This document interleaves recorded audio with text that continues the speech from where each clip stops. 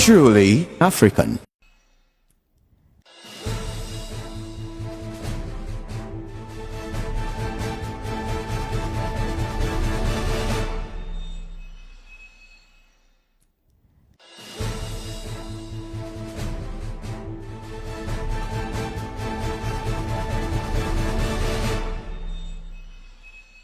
Hello, good evening, and welcome to the show. It's Wednesday. You know, we've been in Parliament. Budget has been read. Lots of conversation. I promise you tomorrow we would have a full sit down, on the budget and all the issues on the hard talk edition of the show. That is tomorrow. Today, however, is the book review edition of the show. I'm truly excited about today's show. I can't even contain myself. So, a friend, right, a lovely lady, one of my lovely ladies, Arabna, gave me this book, gave me this book with this note. It says, "Belated happy birthday, Auntie Amma. Have this literature as a present from me on your special day, Arabna." Right? So I thought nothing about it. I looked at the cover, the Usurper's Dream. There's a lovely, art, black with gold. It says book 1 of a weaving of the first gods. It says, Kwabena, I looked at it like you're looking at it. I turned the book around. It says, "The Usurper's Dream is a thrilling reimagining of the formation of the Ashanti Empire. It weaves historic events with the African belief system of gods and magic to tell the tale of Osei Tutu and Okomfo Anokye, his chief oracle, as they face mighty forces, both mortal and mythical, to create one of the most celebrated empires in modern African history." It says Yayi Kwabena is a Ghanaian novelist. The Usurper's Dream serves as his debut work as an author. Before embarking on a career as a novelist, he worked as a journalist and a script writer, right? So, I look at the book, I turn it around, and then I put it down, right? Oh, I'll come back. Because I have a couple of books that I'm yet to get to. But I don't know, for some reason, perhaps it's the image, on the cover. I kept glancing back at this particular book till I picked it up. And as I read the book, I was like, wait,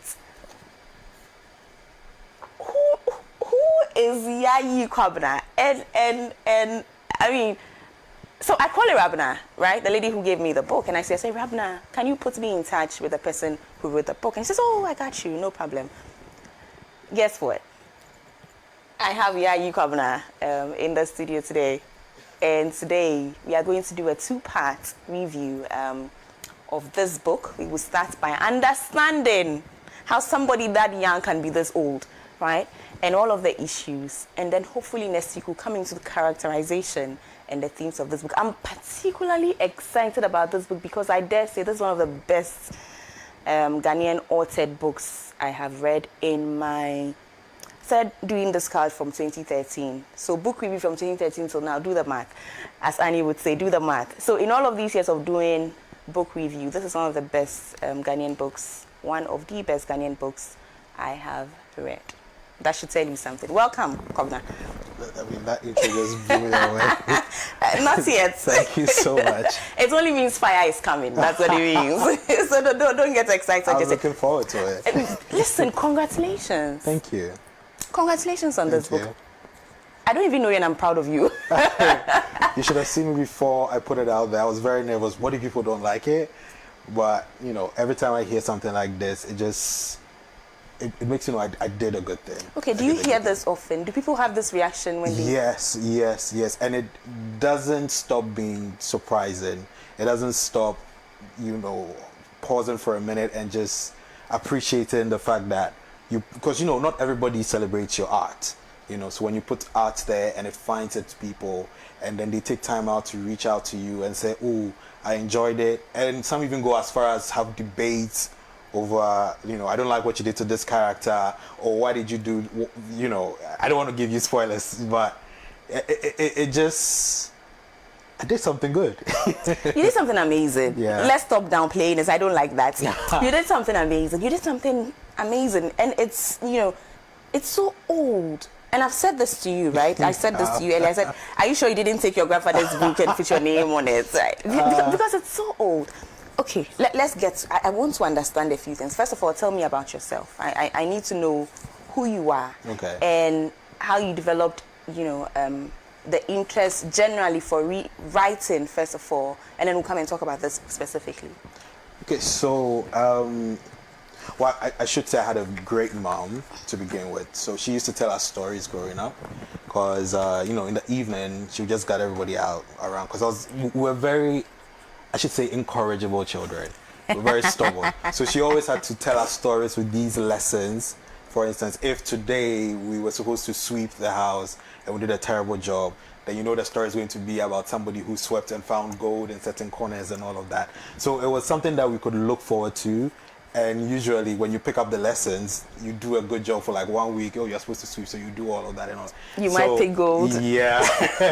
So that sort of like developed the interest. And as a young kid, I was also very shy. So you started creating like these images in your head, and then you wanted to like pin them down. So I didn't know about writing as at the age of 4 or 5, but of stick figures where you draw the head, you draw the arms, and then you do like a bubble and you put words and all of that.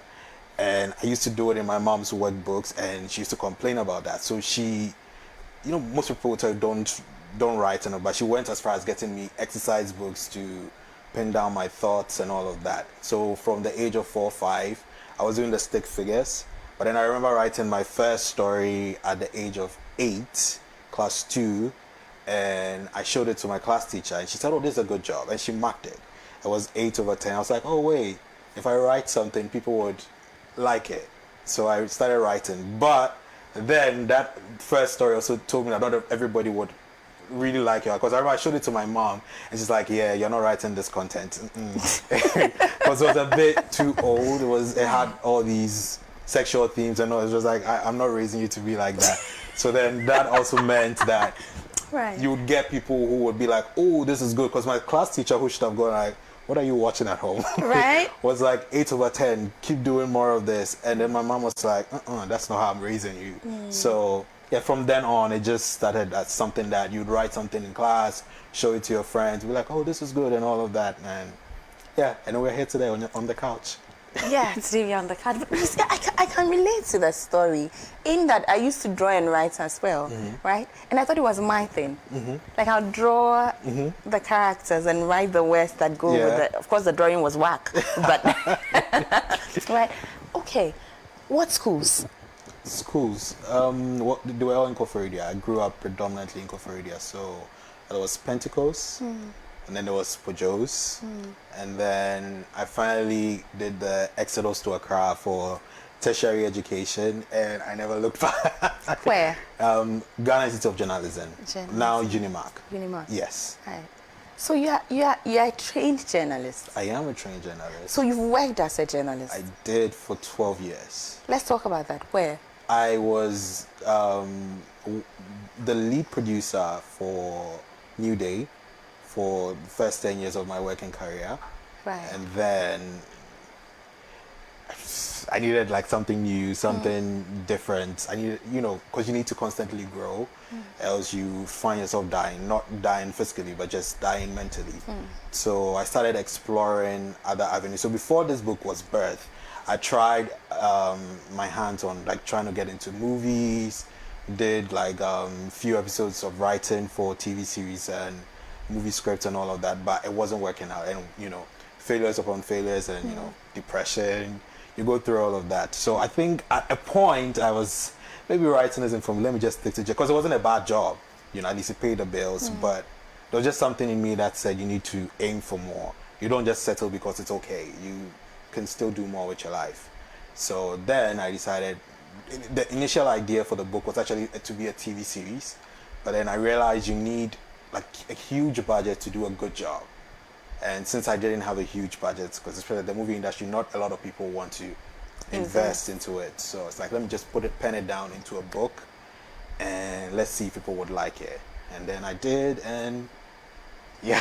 And here we're we here. are. Yeah. Here we are. Okay. So the Usurper's dream is, I will use your own words, right? And I wrote it down here somewhere.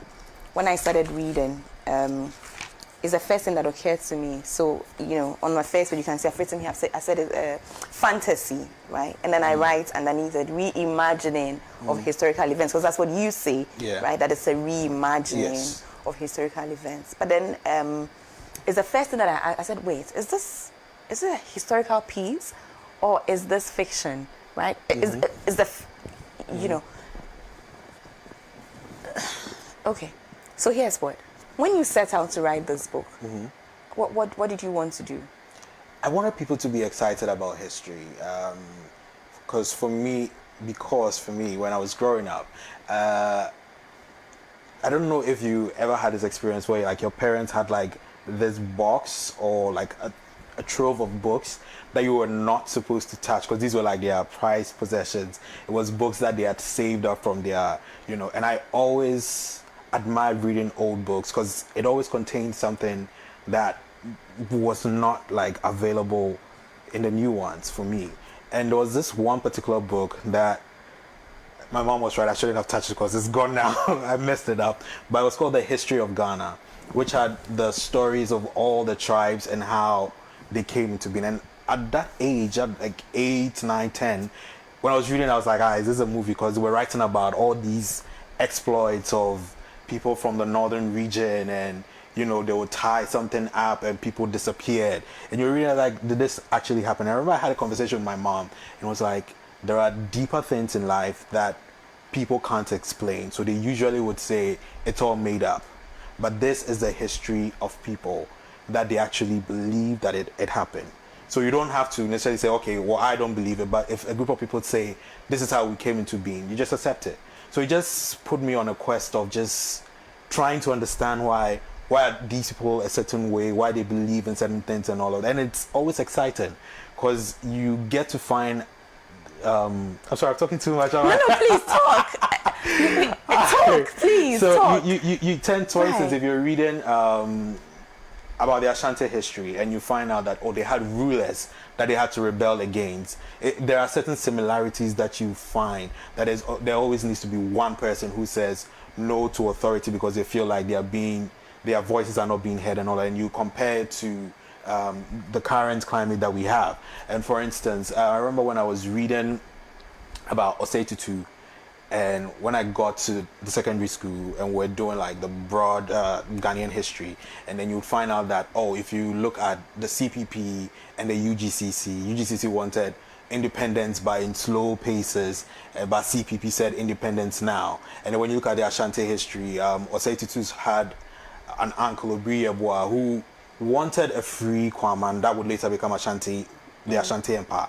But he thought there were political ways of going about it to get that independence. Osei Tutu said, now we need independence now. So you're like, wait, there are so many similarities about history that you can pinpoint to life now. And like they always say, you can learn so much from history. You shouldn't.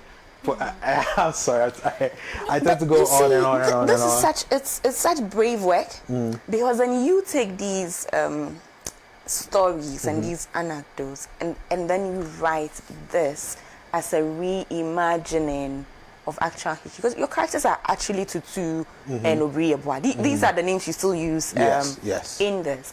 So when you read this book, it's our history that's being retold in a way that gets, because let's say 70% of the things in the book is historically accurate, but then the reimagining part comes in with, say, okay, how did we get to the golden stool? There are some bits of history that is missing, so then you just chip in with like, fictional characters and fictional details leading to that particular historic episode. So what I was trying to do is, when you read it, you should get the feeling that, for instance, when you first picked a Harry Potter novel, you were so excited about it.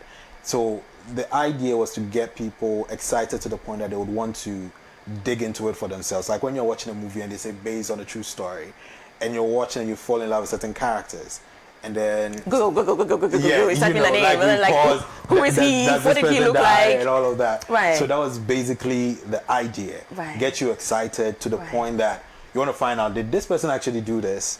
And then did this happen? Did this happen? You know. So when you do your own digging, you get to, well, I don't know, probably I was being selfish because I wanted people to feel what I felt when I was flipping through the history of Ghana book at home. Amazing.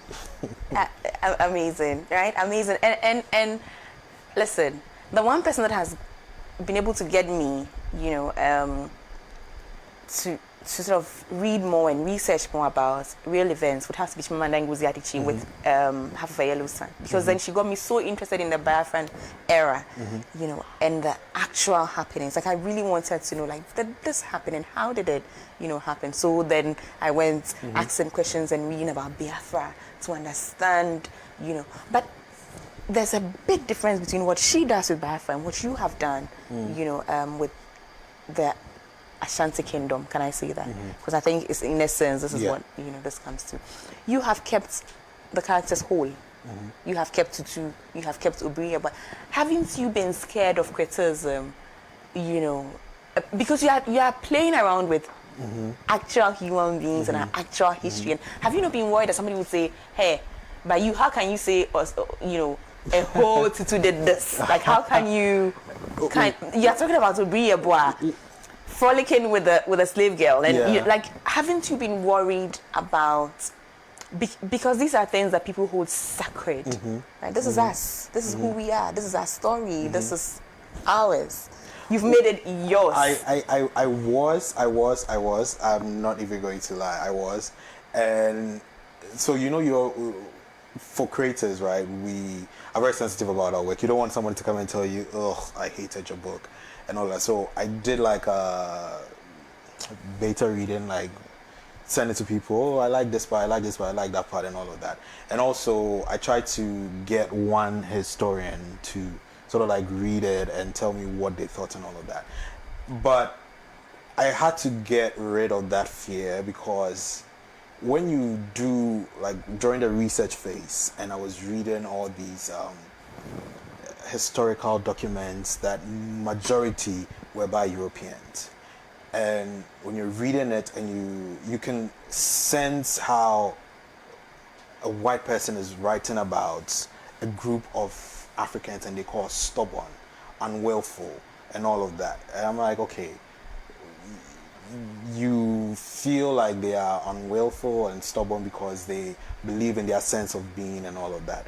If they have gotten away with it for so long, and if I can start a discussion about our history from black writers, then that's fine, And I have had one person come up and say, "Oh, but when you say this, blah, blah," then, it helps with the discussion of it. He enjoyed the book, but he just felt like there were certain parts that maybe you shouldn't have written it this way, because if someone else reads it, they might think. I'm like, at that particular point in time, we all know that the Ashantis had slaves. The Dinchas, everybody had slaves. And slaves didn't have rights. They didn't even have to be exported out of the shores of Ghana to be exploited. They didn't have rights. And we know that sometimes the women were taken advantage of, and they just allowed it, But if you do read the book, you understand, like, there are different points of view. So, for instance, the slave that was being frolicked with, she saw it as a means as a means of getting out of that particular situation she found herself in, Right. So people would have criticism. I mean, I've read certain things from people and I'd be like, "Hey, this is bad," but that doesn't mean it's still not a work that could be. I mean, if you critique a book, that means you found something to. You found it interesting enough. And I mean, if you hate something, that means you are emotional about it. It moved you. Yeah. It moved you. At least if you read it and you were like, "Ugh," then that means I didn't do anything. Right? Yeah. Right. Okay. So I mean, I just realized that if somebody is listening to us, the person will be wondering, what is this book about, right? So can you tell us, what is the Usurper's Dream about? The Usurper's Dream is the first book in a series of 5. That 5? Yes, 5. Okay. I'm going to be doing this for 5 years. Well, we are here for it. The first book in a series of 5 that tells the history of the Ashanti Empire, how it came to being, from being a small state known as Kwaman, where nobody thought it would amount to anything, and a young prince was said to having a dream of an independent state that could rival with any state that came against them. And stood against the colonial era to become what it is now. So it details the early beginnings, how it came to be. It talks about certain historical figures that were, sometimes shoved aside when we're talking about the history. So, for instance, you see a bit about Mana Kotusi or Seitutu Sumada, who sometimes you don't really hear much about. But there are so many stories about her that when you dig into history, like, it's very thrilling. So I just wanted to put all this together and serve us a sort of like a Game of Thrones, but with an African touch to it. Okay. How about the justice with the synopsis? Yes. We will come back because we will discuss this book in detail. We'll try to start this week and then sort of conclude next week. But yeah, was there any point at which you thought, let me not use actual names? No. Let me just create a fictional kingdom. Let's call it the something kingdom. No, let me call really. us to cuckoo. Was there any point at which you thought, nah? No, but I knew I wanted certain things to happen in the book, and because I couldn't do it with some historical figures, that's how come I had to create fictional characters to do the things that I needed to be done without sort of like painting a bad picture or a poor image of the historical figures that people love, Yeah, but you see, that's tricky, right? And that for me, that would be, if I had to criticize, that would be what I would criticize with. That would be my criticism, and because, characters are characters. They are good and they are bad. If I love them, I have to know. I have to get the full picture. Okay. Right, that's one. And also two, why are you playing God? Like, let me know them as they are. Why you, that would be my criticism. Okay. And it's not like a bad criticism. Oh, no, it's just, here's what I'm saying. I do get you. Because this story is our story, right? Yes. Even though I'm not Ashanti and I'm not, it's part of, the Ghanaian story in a broader sense, part of the African, story. The Ashanti kingdom, it's a powerful kingdom, and it has its special place, in who we are, in our story even today, right? Do I want you playing around with a story? It's you understand what I'm saying? I can understand, but when I say certain things like you can't twist like the historical figures. I can't say Osetutu was white, and I can't say Osetutu was like a priest. So then, if I need somebody to do certain form of like magic and all of that, then I have to create a character that would be around Osetutu that would do the things that I need to be done. Because if you listen to the Ashanti history, you're like, wait, did that really happen? And you can't just throw it at the reader. For instance, you need to sort of like do like a breakdown, like small doses, and then a big reveal. So that it's sort of like, oh yeah, okay, so maybe that happened because this is a likely scenario of how so and so happened, Okay. Yeah. So I want to go back a little bit. There was no point that you studied history yourself. Unless you talk about secondary school, there was history, and then there was like a 2-year African history back in the tertiary institution. Right. Yeah. Right. But I didn't like go fully into study history. Okay. They said I wouldn't get money from it. Well, somebody was joking. Said you do English and history. Why do you want to do magic? Right. Okay. So you didn't study history, but you definitely have. You're inclined towards history. Yeah. You love history. It shows. What was the research like for this book? In researching this book, because it's something that I myself battle with a lot. What are the resources available? How can I, do justice to the research? Because you need to be grounded, and I think it's the research that grounds you, that gives you the confidence to sort of set out. So, how did you go about that? If somebody's watching now, how would you advise that? There was a lot of reading.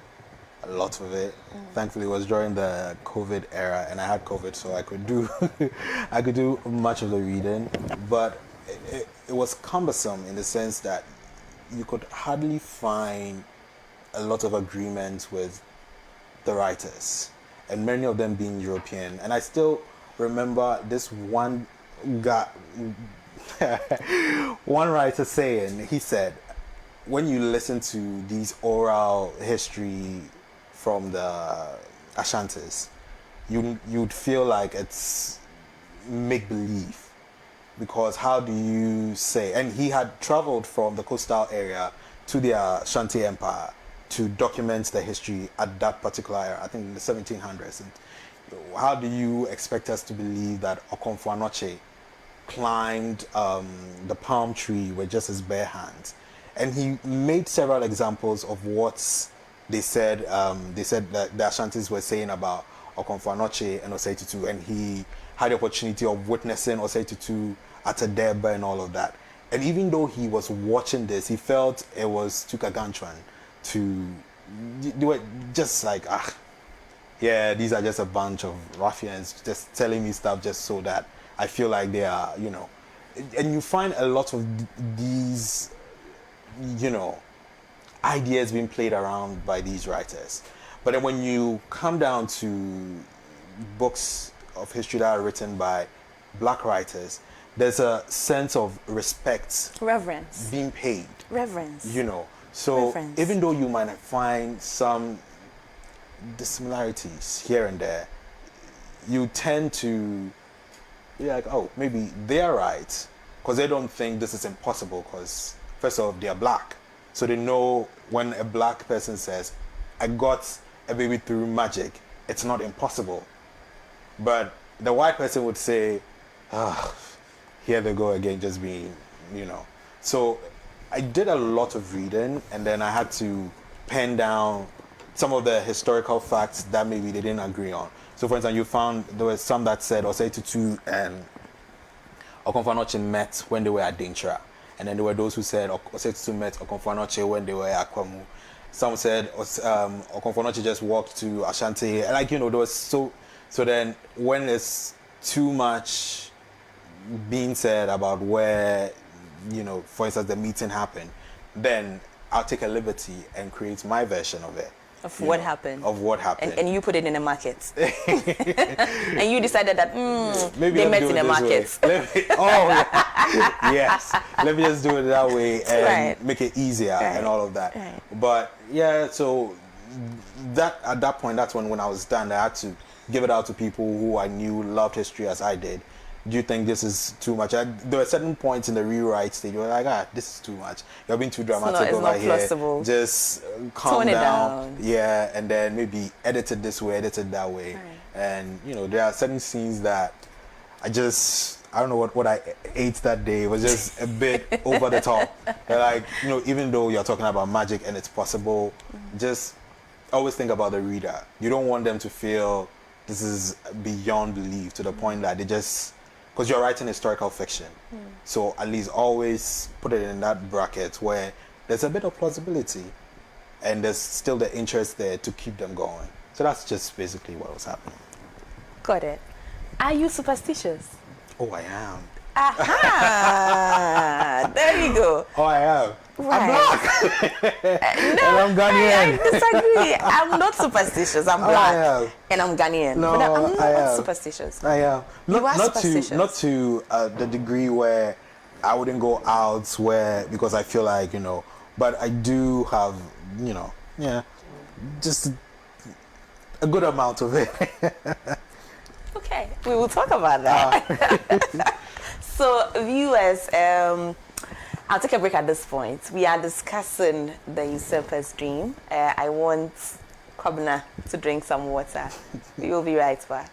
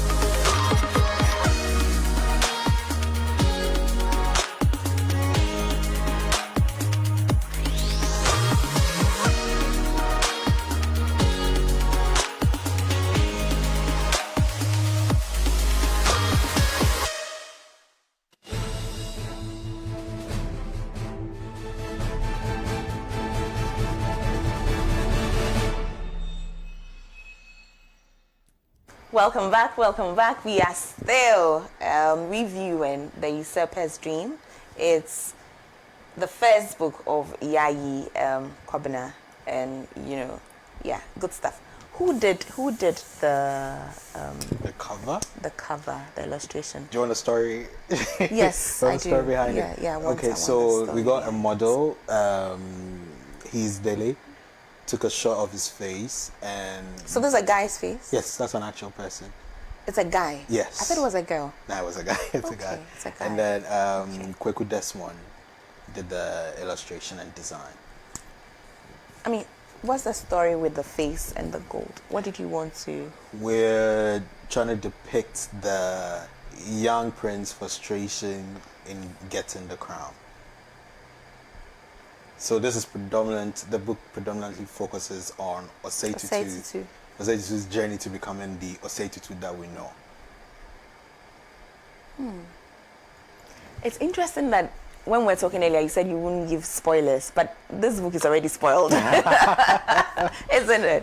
It's spoiled because we know how it ends. Yeah. And it seems so impossible when you start reading. But okay. So this is something that I always do. It's a thing I have.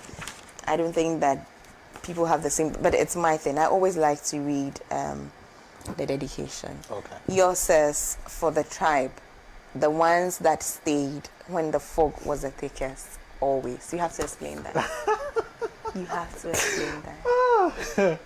This will actually be the first time actually giving people the information because they've asked. Yeah. For the tribe, it was the ones that stayed when the fog was the thickest. Yes. Always. Yeah. You have to.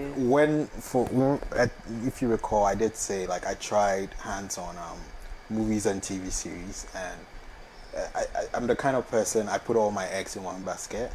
So with a TV series, for instance, when I wasn't getting any investors, and I don't advise anybody does this, I took a loan, did the TV series, and then it fell flat on the face. And at that time I was around 22 years old. Do you mind telling us the name of the series? Which one? It was supposed to be called Reddit's Crisis. Oh no, we shot 3 episodes. We had a few interested TV stations, but this is where you always have to get like a good team around you. The editors and the director just sort of like messed me up. So then, young 22 years, paying loans every month, and I don't know, you get like 200 CDs. Then I managed to pay that one, and then I had another idea for a movie, because you're always writing. So let me do this movie, and then didn't learn my lesson from the first one, went for another loan, and that also fell flat on the face. So I was in debt, depressed, in a really, really bad place, and there were just a handful of people who listened, didn't judge, understood, and were there. So they are the people that I would consider my tribe. And, because sometimes when you tell people about your story, they're like, you shouldn't have done this, you shouldn't have done that. And they don't even offer any solutions. So when I finally had something that I felt was going to be successful, I was like, let me just give this out to them. So this is for the tribe. Yes. For the tribe, the ones that stayed when the fog was thickest. Yes. Always. I love the dedication. I actually took a picture of it and I put it on my status. Yeah, because I thought it was nice. I love dedications. They say a lot about the author, right? They do. Sometimes they give an inclination to the book. This one doesn't. But this one just gives us an inclination to you. To you. Okay, great. So, we've spoken about what the story generally is about. You give a few shout outs here. Like, you say you write because they showed the way. That's nice. Very, very nice. Let me read this. It says, do you mind? Oh, that's fine. Okay. The Ashanti history is one of richness, almost like a page from an epic fantasy novel. It has its magic, gods, priests, and oracles, and kings warring against greater forces. Beginning as the small state of Kwaman, it would grow to become one of the greatest empires in West Africa, with influences crossing over to 3 continents. Our story opens in the 17th century with Osei Tutu and his quest to unite independent states into one of the most powerful political and military states. The Usurper's Dream is the first of 5 historical fantasy series of novels detailing the rise of the Ashanti Empire. So in essence, this was your dream. Do you think that your dream has been achieved? I mean, it's just 1 out of 5. I'm here today. Right? Which is, if I look at, because it's been a year since I released the first book, the impact, you know, when they always say, like, if your dreams finally start coming true, it's never as you imagine it, you know, because if I think of the people who have reached out, I think of people calling me and say, hey, I saw your book somewhere, and I asked the person, are they enjoying it? So there are strangers that I'd never meet who have read it and have enjoyed it. There are strangers who have read it and tracked me down and told me what they thought about the book. There was a time I decided to check my Amazon page, and I realized I'd received 3 reviews, like written reviews. I'm like, who are these people? I'd never know. But for them to, I mean, you've bought the book, you've read it, you can just decide not to, but to take time to write what you thought about it and leave it there. Oh, I like to read those. Yeah, because it was. I'd love to read those. Yeah, I'll go and fish them out it's for all, next week. It's all I'm very, interested. very, very touching, and you know, I think the first time I actually got a WhatsApp message, which is very, very funny. The person started with, "Hey," full stop. I'm like, "Hey," it goes like, "I bought your book." I'm like, "Oh, are you going to ask me for your money back?" Because the tone, the beginning tone was like very harsh. And then it goes like, "I bought your book." I'm like, "Oh, thank you.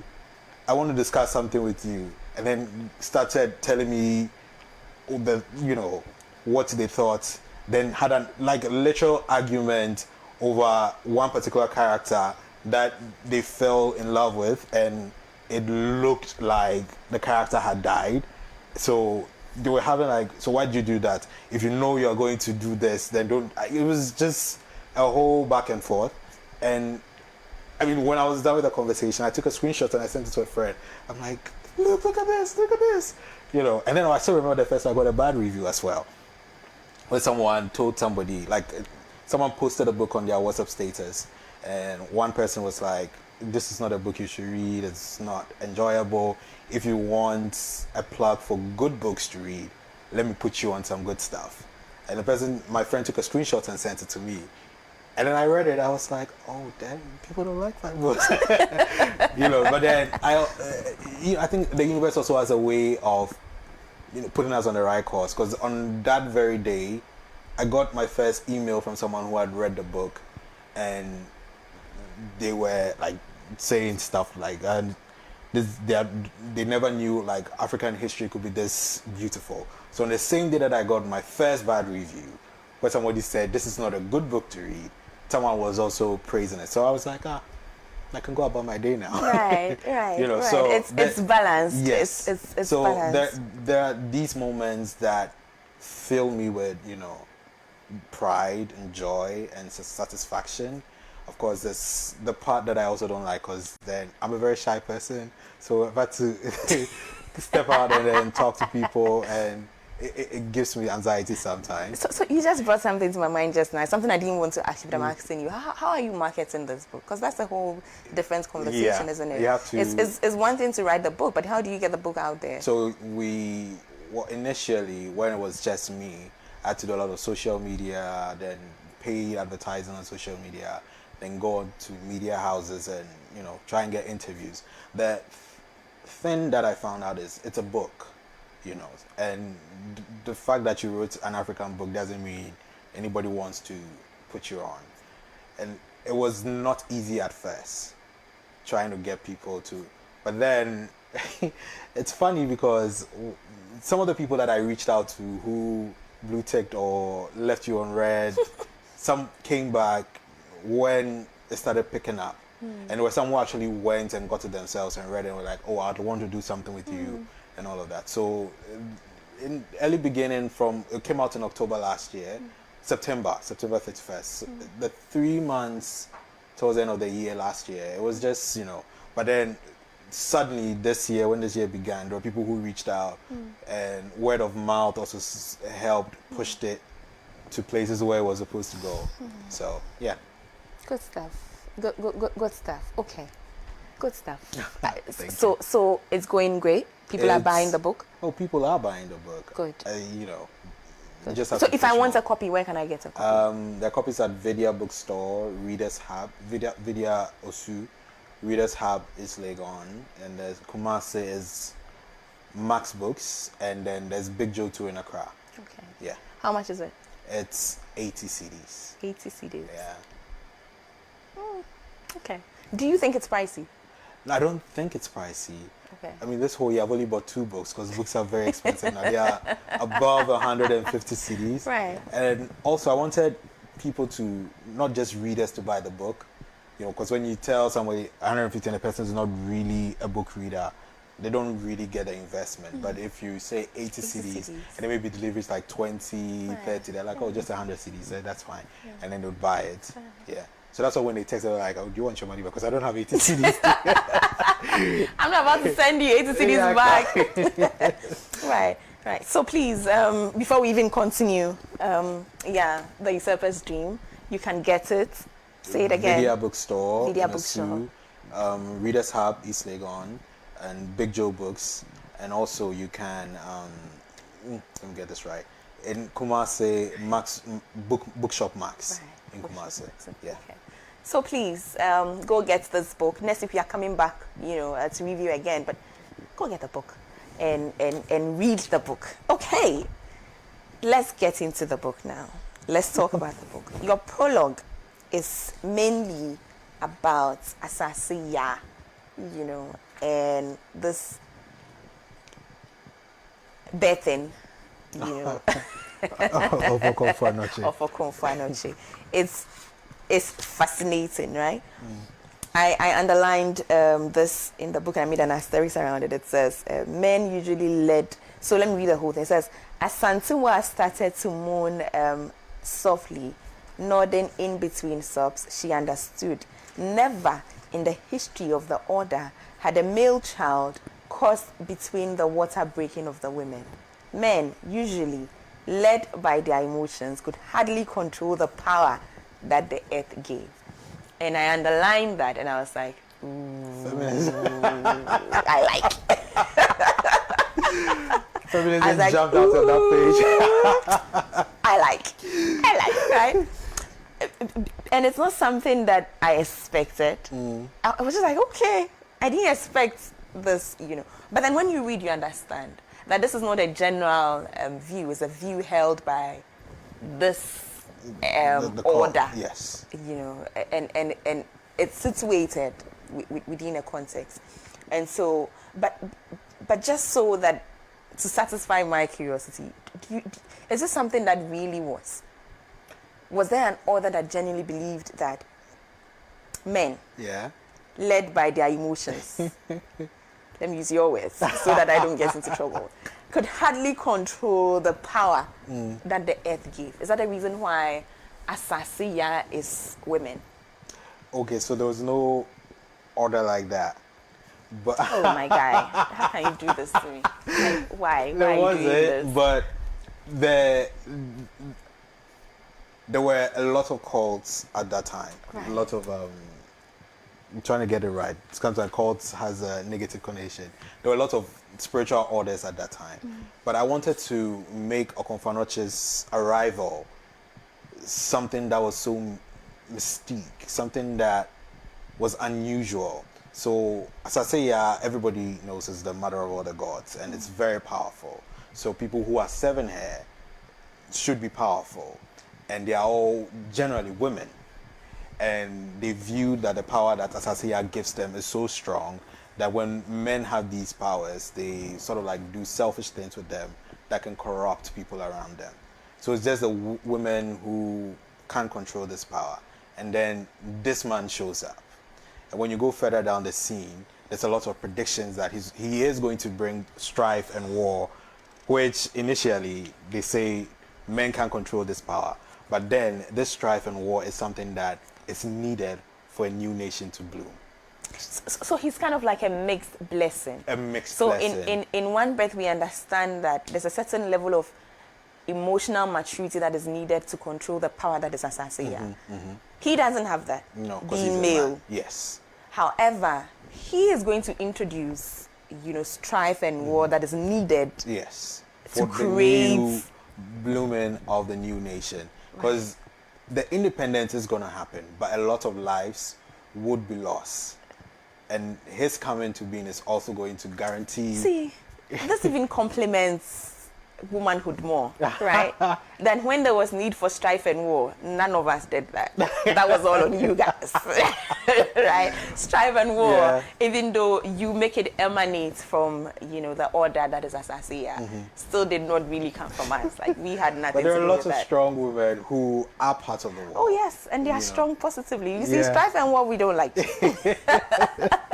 Listen, you did your thing with your history, like with our history. Let me do my thing with your book.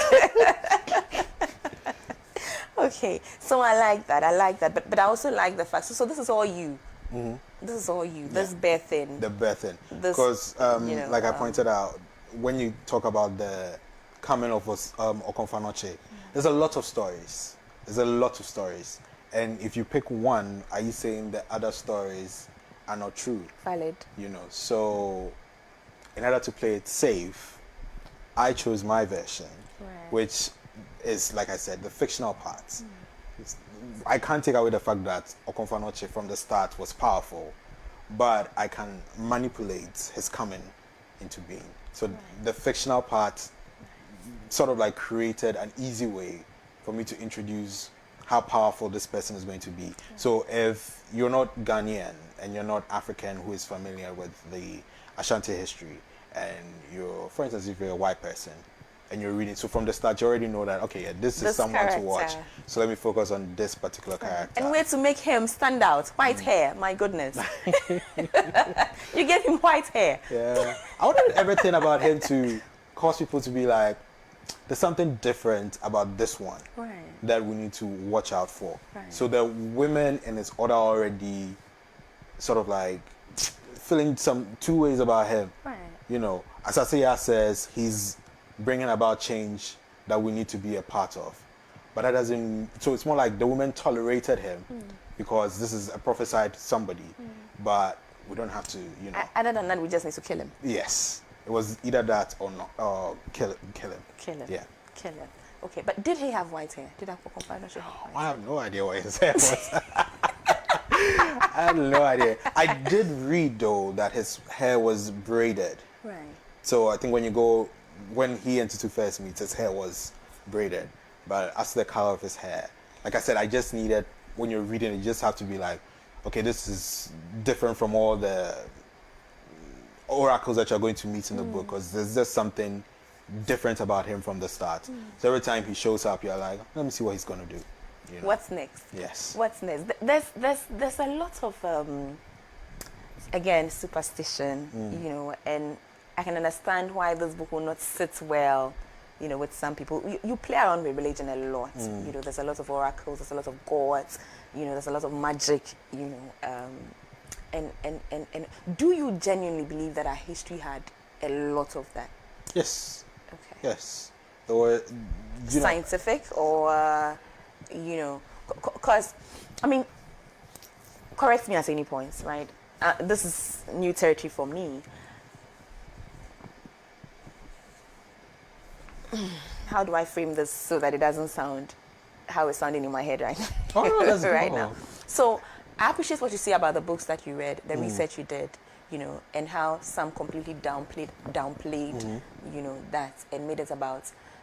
So let me give an example. Like, there's an older man who tells a story of when he was in secondary school, how he chased a schoolmate in secondary school down the hall, right? And how later when he hears about, till now, the story is told very differently, that his mate in school still remembers the person chasing him having fire coming out of his mouth, which was the reason why he was so scared and he kept running, and he is the one that chased him. And he says till now, nobody believes that it was him because the thing that chased him had fire coming from his. I don't know if you understand what I'm saying. I Going get with you. this, so could it be one of those? This very mythical, magic churning. I don't know how else to. Is there any kind of proof, or is there any kind of evidence that would suggest that this is actually a part of our history, that this actually was? It's not just fiction. It's not just, people overtelling a story over time and giving it a life that perhaps didn't exist when it happened. There's a documented story, for instance, where the sword in the Ashanti Empire, that when you pull, the empire will crumble, hasn't been pulled, to the point that you had the name of this boxer, I think Muhammad Ali, came down to Ghana, tried pulling it and was unsuccessful. There's like video evidence of it. I also strongly believe, I'm a Christian, but I also strongly believe that there are many paths to God. Because before Christianity came, are we saying that all those who didn't know of God, they missed out on salvation, or they missed out on the next life experience with God? I believe there are several pathways to God, and Christianity gives us Jesus Christ. But before Christianity came, that's how, when you're reading the story, the overarching thing is there's a new religion that is coming that's going to push ours away. So we need to protect it. So you have all these abosoms trying to make sure they are not forgotten. Because it is our history. It is our history. And if Christianity had not come, we would have believed it. But somewhere down the line, and how history remembers the victors more than those who fail. The victors always get to tell the tale how they want to shape it. So somewhere along the line, the gods that our ancestors believed in got a bad reputation, And if you ask me, I would never go visit the shrine, because I was brought up with the idea that is wrong, that it's against God. But I know for a fact that if I wasn't born into the family that I was born into, and I was born in a different environment that believed, like if we wake up in the morning, let's pour libation, I would be very protective. People still pour libation to this day. I'll be very protective about it. So I just feel like we need a lot of tolerance and be open-minded, because I have spoken to people who believe in these things. And my mind works in a different way. I'm always excited about learning new things. I wouldn't go practice it, but I'll just be like, ooh, that is very, very interesting. So what you do this and you get this when you get, and it's not really dissimilar when you put it alongside Christianity. Because, for instance, we learn that if you give, it will be given unto you. When you sacrifice for God, it's, in turn, given back to you in ways that sometimes blows your mind. And they believe that, if I cut the blood of a fowl and make request of the gods, they would answer my prayers, But we somehow, like I said, along the line, we're made to think that is wrong and that is evil. And if you're a Christian, you don't do that, Okay. I like it. So far, so good. Let's talk about the themes in this book, by way of introduction, because next week we are going to actually get into character. I keep looking at my time. We are going to actually get into characteristics. But what would be, if I pushed you to give me 3 themes from this book, what would they be? The first thing that came to mind was strong women breaking traditional stereotypes. Ooh, it. Let's just call it feminism. That's the first thing that came to mind. But I think the theme is, for me, underdogs, making sure they are heard, they get their voices heard. I'm not framing it properly, but I know. I get the right. Yeah. Right. So there's a theme of war. There's a romance sprinkled somewhere, and then there is the third one that I would say I actually love is mothers' bonds with their children. Yeah. Let's call it motherhood.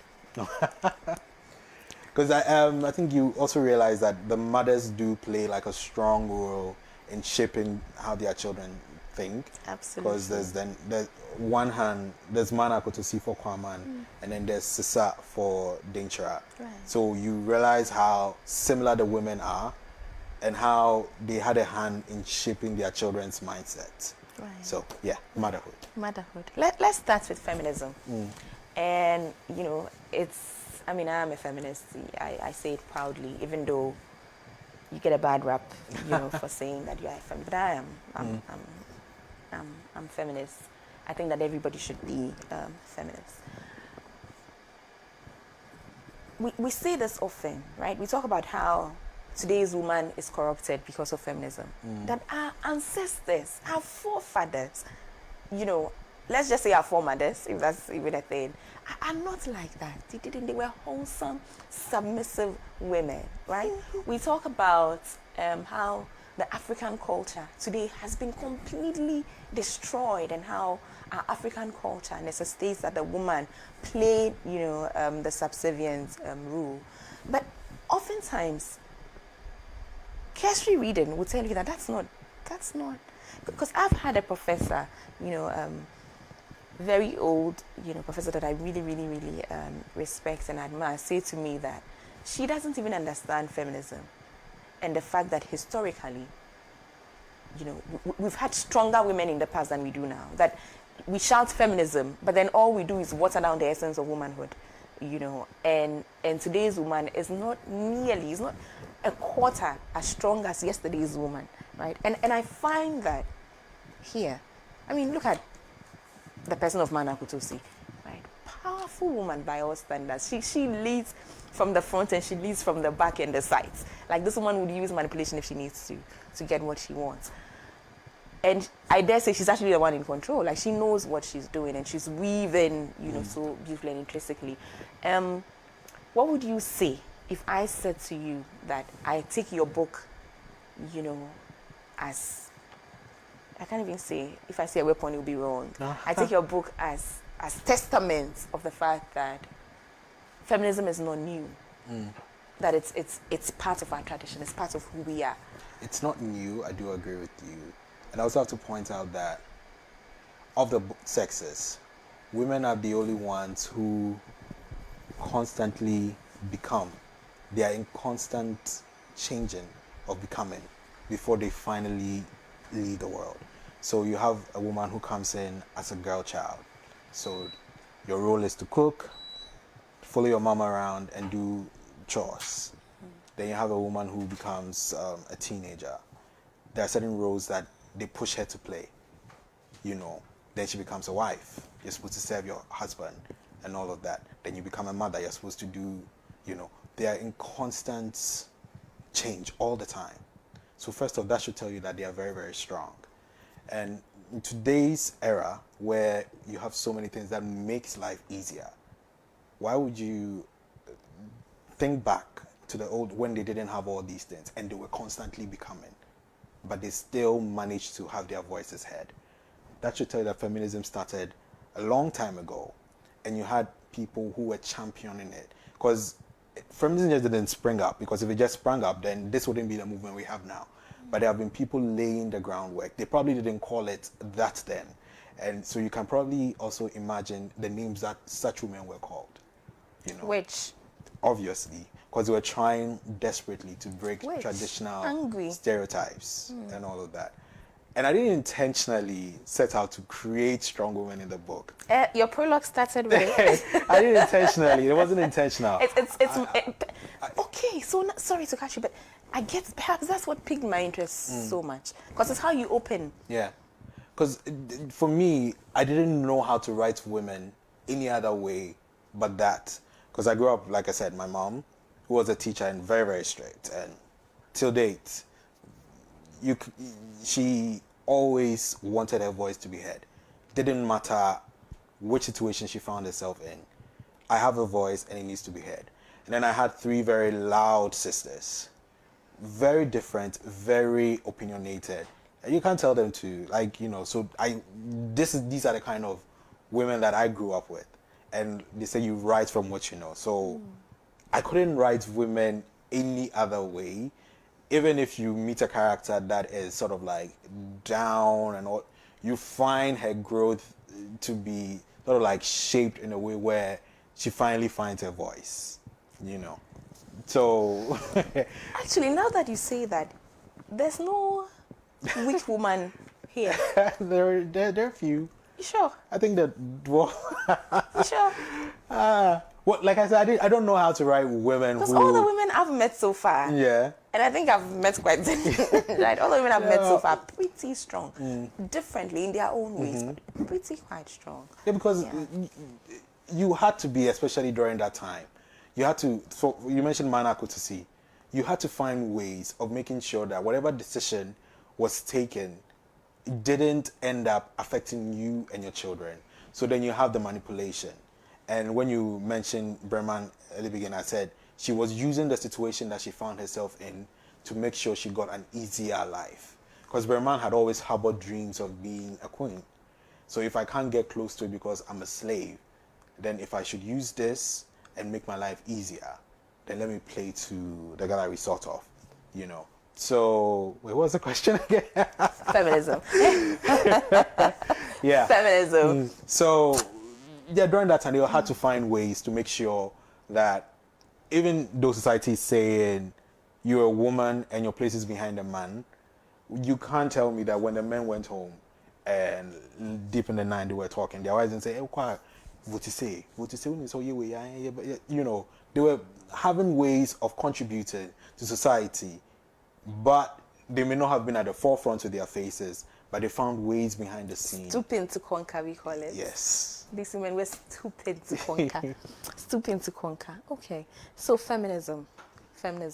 Is the first one that I, it's a theme that you speak about underdogs being a theme in the book, and I'm guessing that Osei would be your One of them. One of them. He and Okonfanoche were actually one of the difficult characters to write. Very difficult because really were they underdogs? Because Osei was always tipped to be the next.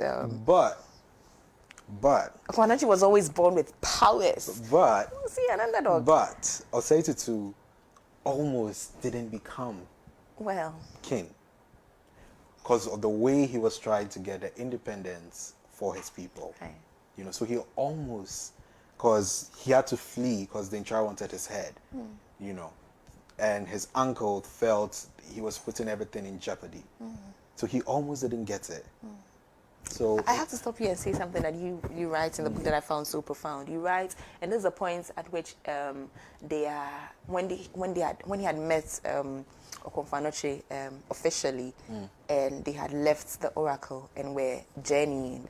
When they met the chief and his lieutenant, the one that killed him, and before they met him, he's sitting, he's contemplating his a predicament, his status in the moment, and he's thinking that, well, the Dentrahine is after me, because he said at that point he felt as though every move he made was leading him closer to getting killed, right? That he had made a wrong move with the Dentrahine's sister, right? He wanted some kind of royal alliance or something that didn't work out. That clearly annoyed the Dentrahine. So his head was, on the line for that, but he felt his uncle wanted his head again because he felt he was jeopardizing. Yeah. But what he said that moved me was the fact that he knew that even the people of Kwaman, regardless how much they liked him, considering that he was going to be their next king, would easily sacrifice him, considering that their lives would be on the line if his moves didn't materialize, right? And I thought that was so sad, because if he was successful, that was to everybody's benefits. But sometimes too, we also know that when you're going through a bad situation for so long, it becomes comfortable. You wouldn't want it to get worse. So if this is my lot, let me make sure it stays this way. Now, what Osei was doing, what Osei was doing could mean that they would get worse of what they were already. Because if you look at history, Kwaman was providing Dintra with gold, slaves, and I've forgotten the third thing. But these were things that Dintra really wanted. So Dintra sort of like gave Kwaman leeway with most of the things that they were doing, to a point in time that Obriewa could take certain decisions that other vassal states couldn't take. He was promised independence, in essence, if he gave up to Exactly. So we are bad, but we're better off than most people. So, like you said, why are you going to rock the boat? Do you get it? So, in essence, I mean, if there are a lot of people and you're sharing the same fate with your friends and you've accepted it, if someone is going to cause something that would make it much, much harsher, I'm sure everybody would gang up and be like, no, we're not doing that. Don't mess this up for us. Because they were aware of other vassal states that had it really, really bad. You know, yeah. Right, that had their princes' tongues cut off. You really read the book? I really read the book. Listen, I really read the book. I have notes on this book. You're in trouble this week. I kid you not.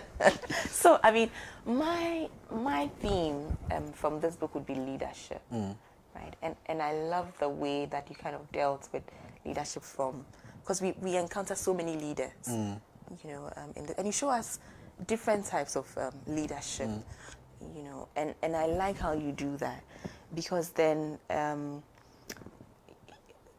there's succession, you know, and even with succession, it's not all matrilineal, right? Because you tell us about places where it's not, yes, or at least you hint at it, right? That there are some places that is not matrilineal, but then it is matrilineal, you know, where we are at, that's Kwaman and even Danger and you know, and all this place, and then you sort of look at the politics around that, right?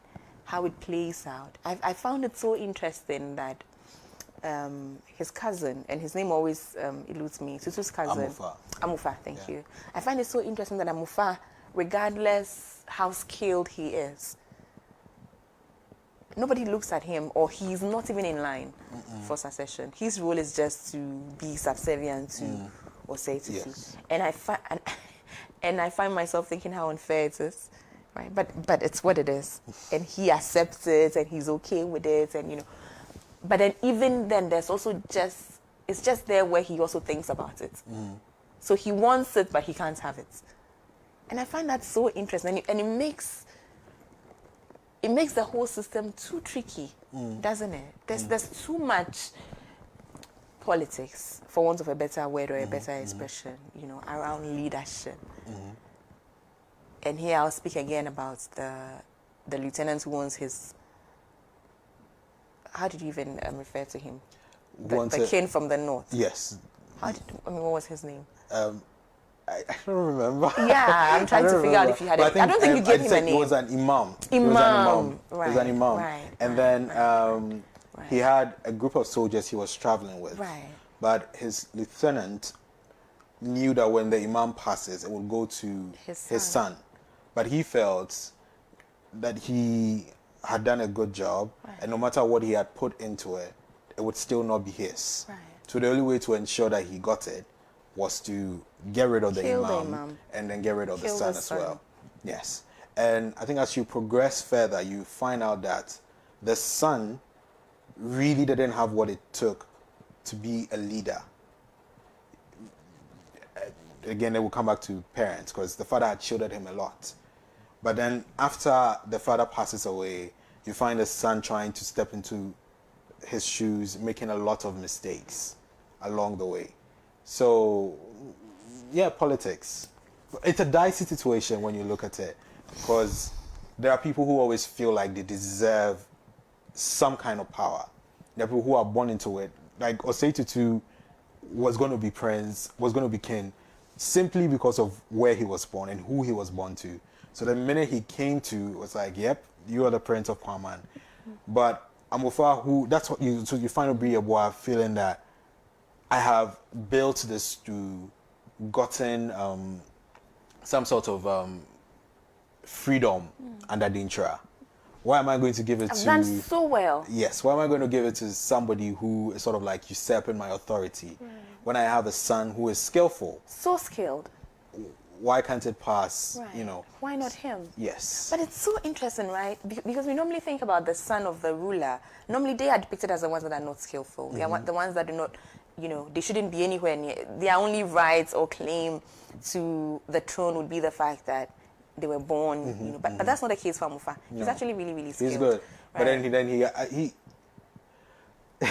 I'm trying to give spoilers, but you find his character growth to be more of he's uncertain.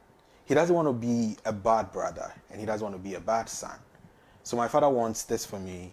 So when I'm with my father, I make him feel like I'm going to do what you want.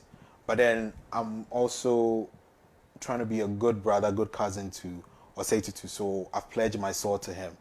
He doesn't really have like a strong foot in his own mind where he takes a stand and sticks to it. I have to disagree with you. I don't care that you wrote the character. I have to disagree with you completely. Okay, I do love that. I do love that. I have to disagree with you. He is one of my favorite characters. Really? Yes, I really do like Amufa. I love him. You know, no, not for me. Yes, I like Amufa. For me, I don't know if you've encountered Brakon yet. Not yet. Okay, so for me, it's Mana Kosisi and Brakon. I'm not a fan of Mana Kotusi. Why not? I mean, we're all manipulative in nature. She's like, she takes it. we all sort of had like a bit of manipulation. She's too skillful for me. I didn't like Amufa in the sense Amufa. that, at least up until where I'm at. Maybe further down I might not like him because like, some decisions I that changed my mind. Yeah, maybe. I think I see that coming. I mean, you wrote the book, right? You wrote the character, so perhaps. But up until this point, I like him. He's real, you know. For me, I think that his heart is in a good place for now. He loves his cousin. He knows he's way more skilled than he is. I like their bond. I like the kind of friendship that they have. I can understand the peculiar place he finds himself. Right, this is my father's throne in essence, but it can never be mine. Never. Even though I have what it takes to have it. Right, it's for him, and it is what it is. And I might never even get it. He'll go the other way, you know. But even in that, I am still with him and I'll support him. And even though I'm being shown how I can get it for myself, it should have been an easy thing for him to just go along with his dad. But no, he still has moments where he's like, nah, this is not right. Right? I like he does Amufa. have moments. Yeah, He I has like Amufa. And I like the way moments. he stands up to Mana Kotosi. Nobody stands up to him. But he does, right? In the heart. During when When Obriawa was doing the dance, and yeah, I do remember that. Yes, I do like the way he remember stands. that. And in that moment, I he feel just like realized he was that tired of being manipulated. everybody's manipulating me. It's like Yeah. I'm some pawn in everybody's game. Yeah. Everybody's trying to move me. And he Yeah. says, no, don't do that. I love my cousin, but no. And I was like, yeah, good. Good. Tell her. Like, I understand why you'd feel that way. Right, yeah. You know, everybody sort of like, so it's more like a big game that everyone is playing. And everyone knows it's going to be one final end. Somebody has to die. So how do I ensure that I'm on the winning side? So everybody is sort of like playing games with chance. And he knows that however it ends, he's okay. He's going to be okay. Because if his father wins, if Osei wins, it's still him. But it's the idea that people are just trying to throw him to a particular side. And that's something that Mana Kotusi has always been good at. Throwing people, like, you know, promising them certain things so that they would be in a certain lane or do certain things for her and all of that. Yeah. This has been a very difficult conversation because we are trying not to give too much away. I'm trying to get people to go and read the book. You know, I'm trying to get you to go and read the book so that next time we are having the conversation, you can come along with us, you know, in the conversation. So this has been hard, trying to not give away too much while still discussing the book. But I've enjoyed it. So just to go back to the themes, we've done feminism. We've looked at, you know, this concept of the underdog. I still insist it's not that. There are no such underdogs. They are middle dogs. No, there are. They're going to be. These ones are kind of middle dogs. They're not underdogs. Underdogs you would see, you'd meet along the way, Right. who are just trying to make a mark for themselves. Right. They don't want to be forgotten. You know, I think there's a. Okonfanoche said something that you can just decide. What was the oracles? You can decide to sit out your life and it would still play out without you involved in it. And that would be okay. But when you decide to be a part of the game, then whatever comes, you have to bear the consequences of whatever comes. Because, for example, if I'm using my own life, like I said, journalism wasn't a bad job. I could have just decided to do it, and I'd never have had this opportunity to be seated here talking to you. So I probably would have had a different kind of life if I decided to stick to it. Yeah, so there are lots of underdogs you'd find trying to. Breman, Break for out. instance, is an underdog. Well, yeah. Yeah. Okay, yeah. So When I'll you write get to the Breman. end, next week, when I come, you're Breman. going to hate me a lot. Because by the time you get to the end, you'd be like, should have seen this coming. So I'm giving you like a heads up. That doesn't absolve you. If you play There's with a my heads up. favorites, I'm still going to come at you. I'm giving you like a pre-warning. Nah. Okay, so I agree that Breman is an underdog. Yeah, she definitely. Yeah. Okay, so then war, but we'll treat war because it's so central, you know, to this. So probably look at that next week. I was speaking about my theme of leadership, but I also have a theme of patriotism, right? And I love how, you know, it plays out differently again. Let me tell you one of the things I love about your book. It's just how the characters are so many, the stories are so many.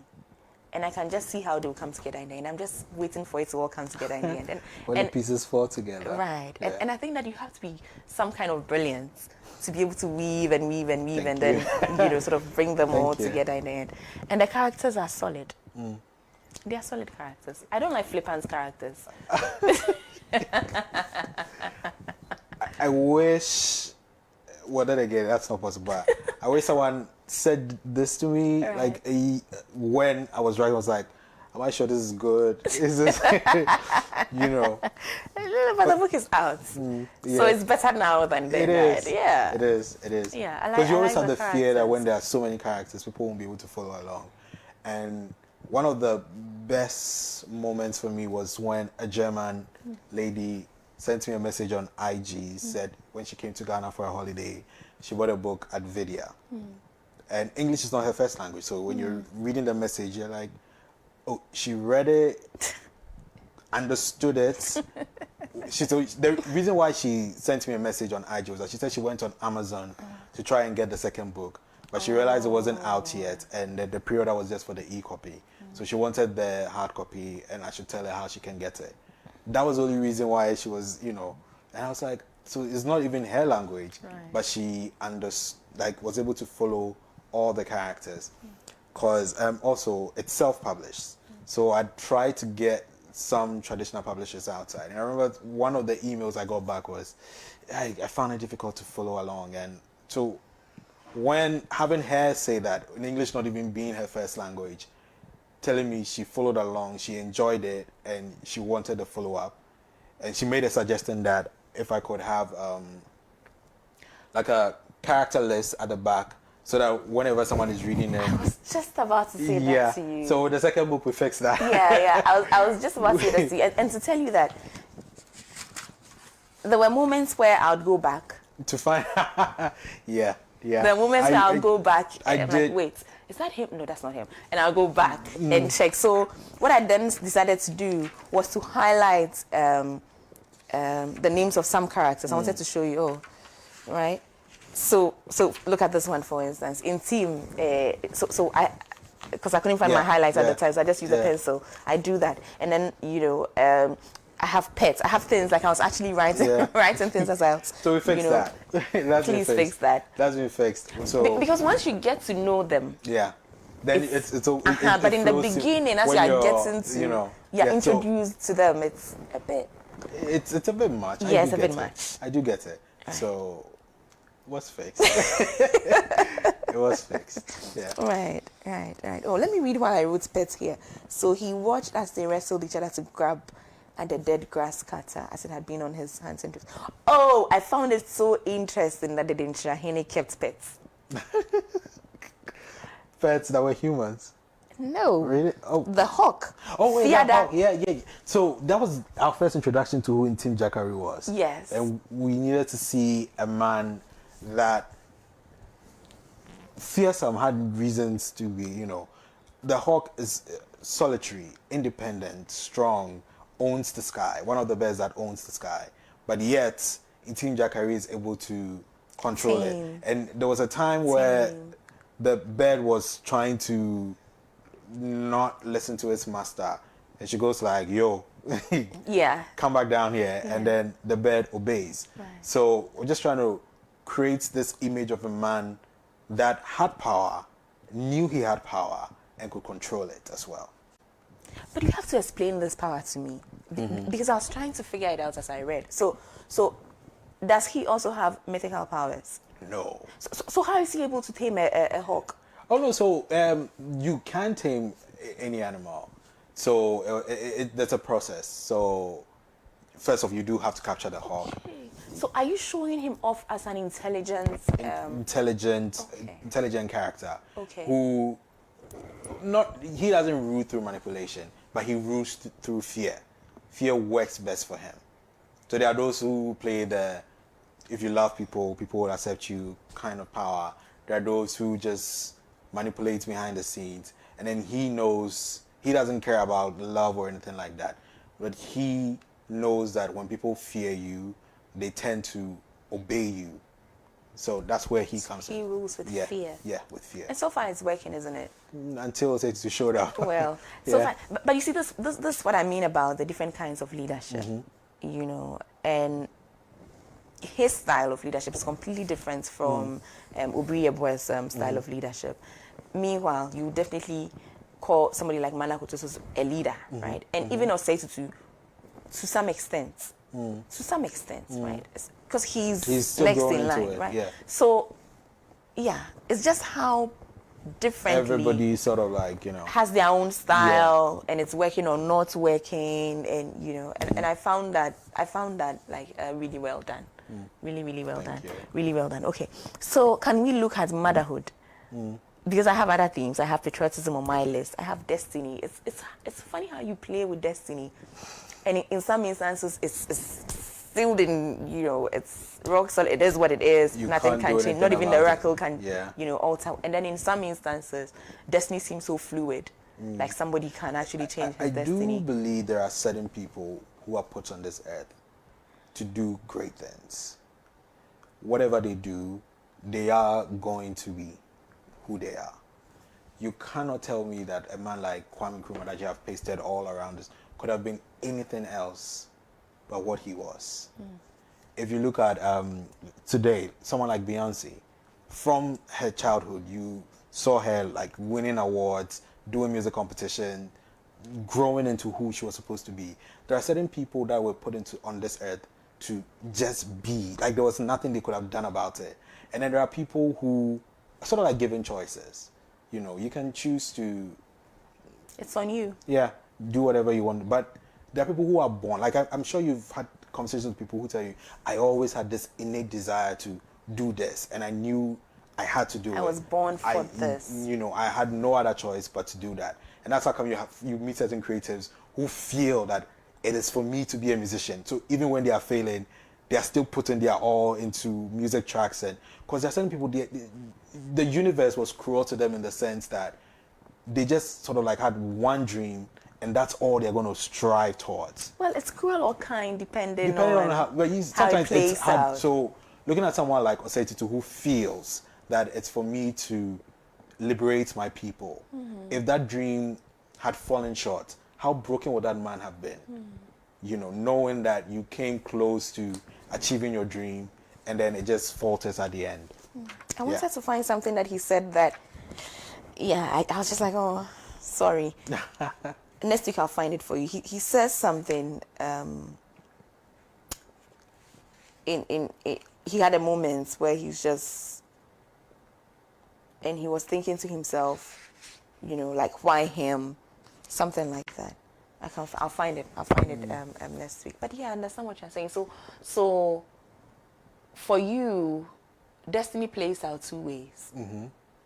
There are people who would have choices, and it doesn't make or break anything in the universe. And there are those who have like a strict role to play, because whatever decision they take would affect majority of people, would be life-changing to a group of people, like, you know. And for them, no matter which road they take, it will lead them It would back to still lead them exactly to that where they are particular- supposed to be. And there are those that could take routes that could lead them elsewhere. Yeah, and they would still be fine at the end of the day. They'll still be fine. Maybe not great, but You know, fine. Yeah. It's interesting. I wish there was a way we could all find out which hours is in there. That's the interesting thing about life. Right. You only know at the end of the journey how you played out. That's how I also feel like we should all try to answer our what if questions before we get there, because you know, you don't want to look back and be like, so what if I had done that? So I should have, or I could have. So just try and answer as many as possible. Interesting. Okay. So, yeah, that would be those on my list for now. Leadership, patriotism, destiny. But on your list, feminism, underdogs, war, motherhood. I think we've dealt with. Have we dealt with motherhood? Or should we leave We it for talked next about. I think we can go deeper next week. Next week, Yeah. you know. Would these be... Oh, you spoke about romance as well. Or did you say love? Yeah, I said there's sprinkling of romance. It's not much, but You see, copy. I have to stop you here. See, me, I love, right? So hints with the other books. Give me some love. There's love. Where is it? There's love in This love. Do you see it's love? not enough. There's love. There's love in its various forms. There's manipulative love, where you would find. Next week we'll be able to deal with it, because then The motherhood issue, No, not right? motherhood. There's normal man-woman meeting. The man falls, and the woman feels like, okay, well, if I do this, I get this kind of love. Then there's You're talking about Breman again. yes. Oh no, That's and not not love. with Obriyewa. It gets deeper. Oh, okay, I like that. But Breman just isn't given to the kind of love that I love. But so like the different people who fall in love. I think you would love when Osei actually exhibits the human emotion, where he meets somebody, and for the first time you find him. Now he's very confident that he needs to free his people, because he falls for somebody who is sort of like under bondage with Daintra. But that's what always happens. Isn't that what happened with Intim Sister? I mean, isn't that kind of what Osei does? What he did with that one, he was trying to form an alliance. He was only trying to get the sister pregnant, have a child, and then automatically... Because she's in line for succession, yes. isn't she? So automatically then Queen Kwaman becomes sort of like free from dangerous, Because he authority. would be, yes. in a way, Kwaman Yeah. and then Dentra. Yeah. At the That's same what he was time. trying to do. And it didn't work out. Let's do that next week. We will do that next week. I don't want to spoil it. You don't want to spoil it. Okay, No. okay. I'll take. But yeah, we are right. Yeah, our time is up. Right on time. But thank you. Thank you so much for having me. No, thank you. Thank you so for much writing having this me. book. I I can make it so imagine. easy, like, because you should see me at other interviews. This is me, like, okay. So I wrote the book. It was me, like, you know, I get, but it was very easy. Right, and, yeah. right. No. Thank you so I'm a much. fan. So Thank you so yeah, much. I'm a fan. I actually read the book, because you find that most people don't read, so they just like ask general questions. Right. So it makes it also totally like Hard. generic, yeah. But this was very, very exciting. Yeah, this and I was really good. Next week will not be appreciate so good. Let me tell you. it. I take back everything I said. I take it back. Next week will not be so. Because next week I'm going to come at you with. If I love a character, you don't know what's coming. But thank you. Thank you so much. Thank you for this book. Thank you definitely for this book, and thank you for coming. Right, because I made a call and you came. So good stuff. Viewers, please go read this book. You know, there's a book we are reviewing next week Wednesday. Today has been like a general conversation around the. You know, we got to know the author. We got to know his reason for writing this book. We got to understand the themes around this book. But next week I want us to get into, you know, the themes proper, and also the characters, and then the story itself. You know. I like this book, I have to say. Actually, yeah, I love this book, I do, because it's relevant. It's relevant to who we are, it's relevant to our history, it's relevant to our present, and a Ghanaian wrote it. So go grab this book. Next week we'll come back and we'll continue with the man Yayi Kavana. Thank you for watching. I'll see you tomorrow. Bye.